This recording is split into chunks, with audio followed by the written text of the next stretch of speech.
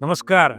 ही कहाणी आहे का अशा गोलंदाजाची ज्या गोलंदाजांनी आपल्या सक्सेसमध्ये असताना आपल्या संघ सहकार्याच्या सांगण्यावरून आपल्या बॉलिंग ग्रिपमध्ये बदल घडवून आणला आणि स्वतःचं बॉलिंग करिअर संपवून टाकलं. आज जेव्हा आपण वरुण चक्रवर्तीची बॉलिंग बघतो, ती टेनिस बॉलची ग्रिप, ती ॲक्शन, तेव्हा आपण त्याला एक मिस्ट्री बॉलर म्हणून ओळखतो, ज्याने मुंबई युनिव्हर्सिटीपर्यंत मजल मारली आणि बॉम्बे रणजी ट्रॉफी संघामध्ये जो प्रोबॅबल होता त्यांनी स्वतःची ॲक्शन बदलली आणि Nagesh Thakur was never the same bowler.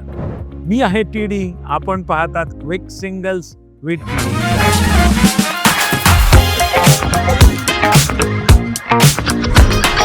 Ramakant Achrekar सरांच्या गल्लीत राहणारा मुलगा टेनिस बॉल क्रिकेट खेळणार नाही तर काय करणार.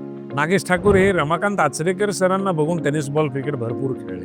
11वी झाल्यानंतर कॉलेजमध्ये जेव्हा रुपारेलच्या सिलेक्शनला गेले त्यावेळेस पमा भाटकरनी त्यांना सांगितलं, नागेश फास्ट बॉलिंग करू नकोस, टेनिस बॉल पकडतोस ना तसाच 2 बोटात बॉल पकड आणि थोडासा फिरव, ऑफ ब्रेक बॉलिंग कर. त्या नेटमध्ये रुपारेलच्या त्या सिलेक्शनला फलंदाजांची पळापळ करून टाकली आणि विसू लेले यांनी नागेश ठाकूर यांना ऑफ ब्रेक बॉलर म्हणून रुपारेलच्या संघात घेतलं.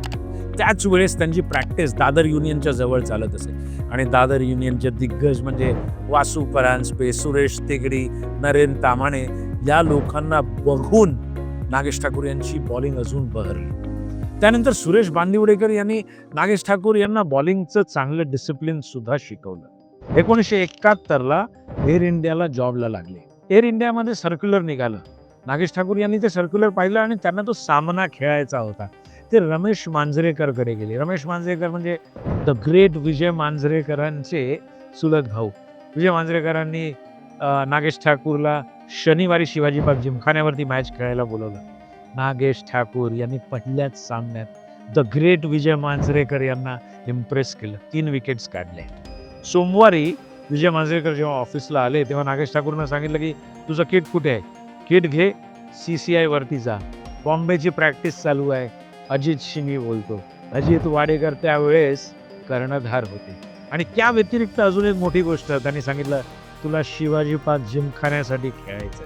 नागेश ठाकूर यांनी कधीच विचार केला नव्हता एवढ्या स्टार स्टडेड टीममध्ये त्यांना चान्स मिळेल, ज्या संघात विजय मांजरेकर खुद्द, अजित वाडेकर, रमाकांत देसाई, पद्माकर शिवलकर, पप्पा कारखानीस, अब्दुल इस्माईल असे खेळाडू होते. त्या संघात नागेश ठाकूर आणि पद्माकर शिवलकर यांनी स्पिन डिपार्टमेंट सांभाळले. जवळजवळ 4 ते 5 वर्ष SPGला ते खेळले. आपल्या पहिल्याच कांगा लीगच्या सीझनमध्ये त्यांनी 25 विकेट सुद्धा काढले. 5 वर्ष शिवाजी पार्क जिमखान्याला खेळल्यानंतर त्यांच्या संघ सहकार्याने, त्यांच्या बॉलिंग पार्टनरनी त्यांना त्यांच्या बॉलिंगमध्ये बदल करायला लावला. त्यांनी सांगितलं की ही तुझी जी ग्रिप आहे ती टेनिस बॉलची ग्रिप आहे, ही कन्व्हेन्शनल ऑफ स्पिनरची ग्रिप नाही आहे. नागेश ठाकूर यांनी स्वतःची ग्रिप बदलली आणि स्वतःची बॉलिंग हरवून बसली. हळूहळू आपल्या संघातून बाहेर गेले. मुंबई, बॉम्बे प्रोबॅबलमधून त्यांना बाहेर काढण्यात आलं.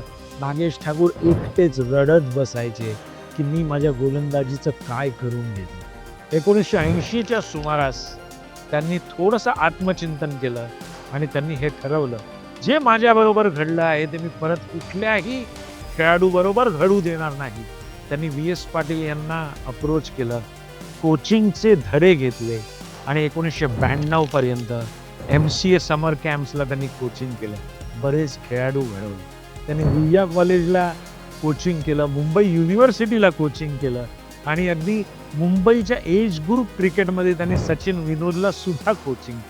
नागेश ठाकूर यांचा एकच मंत्र आहे आजच्या घडीला, की जर तुमची ग्रिप आणि तुमची ॲक्शन तुम्हाला रिझल्ट देत असेल तर तुम्ही तुमची ग्रिप कधीच चेंज करू.